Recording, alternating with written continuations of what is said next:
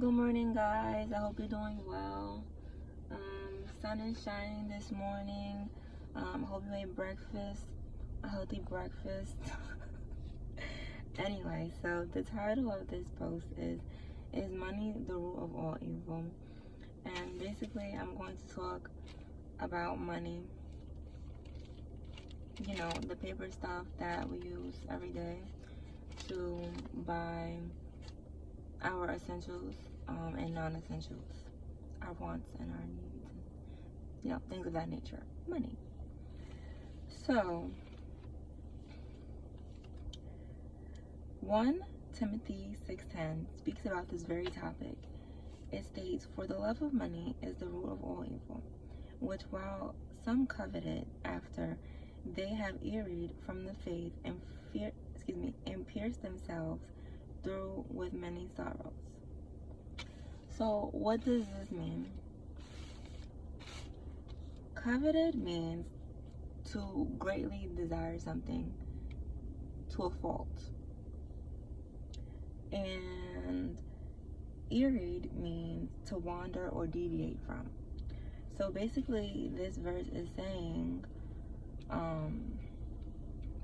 which while some coveted after, greatly desired after, they have wandered from the faith. That's what that means. Erred from the faith. They wandered from the faith and pierced themselves through many sorrows.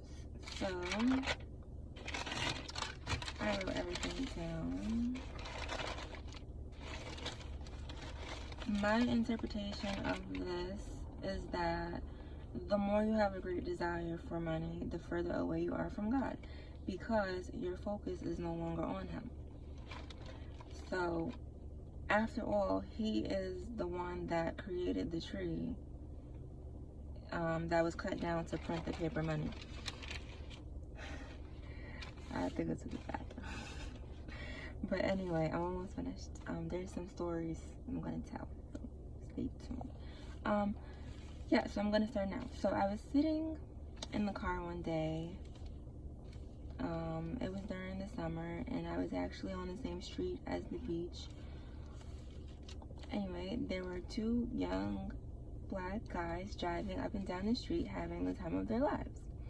And you know what they were driving? They were driving a hoopty.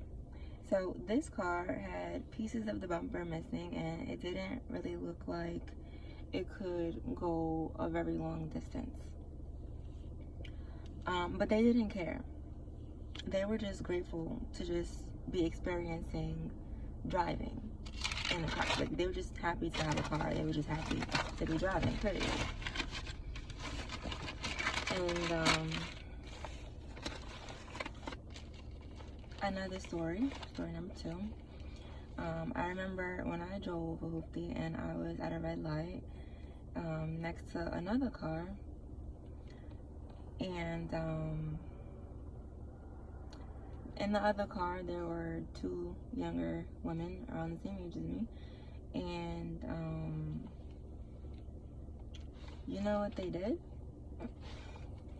They laughed very loudly and obnoxiously at me because I was in a hoopty. But they were also in a hoopty, but I guess in their mind it was just a little above my hoopty. I was confused and felt a little insecure afterwards, even though I hadn't felt that way before. So I was happy to have a car, and I was just happy to have a car and no longer have to walk, pay for cabs every day, and take the train or the bus, especially in cold weather. So there was a time before I even possessed a driver's license where I'd take the cab to the bus stop to get to work, and I'd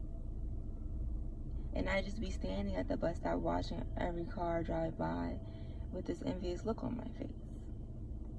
And they had done nothing wrong. It was me that had felt some type of way, and I didn't enjoy that emotion very much at all.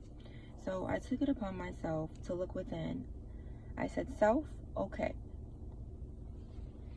self, I want a car. I'm sick and tired of taking public transportation.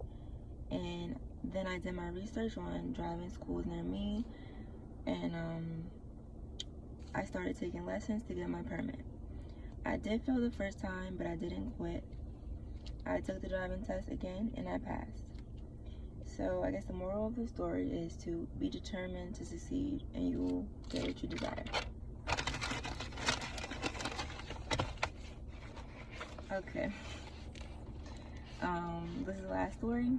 So while I was driving, like, you know, recently and stuff, I noticed like a lot of drivers in luxury vehicles, they like to drive very close to me and like to show off their cars and stuff to make me jealous. So, and I'm usually just singing in the car, minding my business, being happy, you know. So I paid them no mind because I'm grateful for what God has blessed me with already.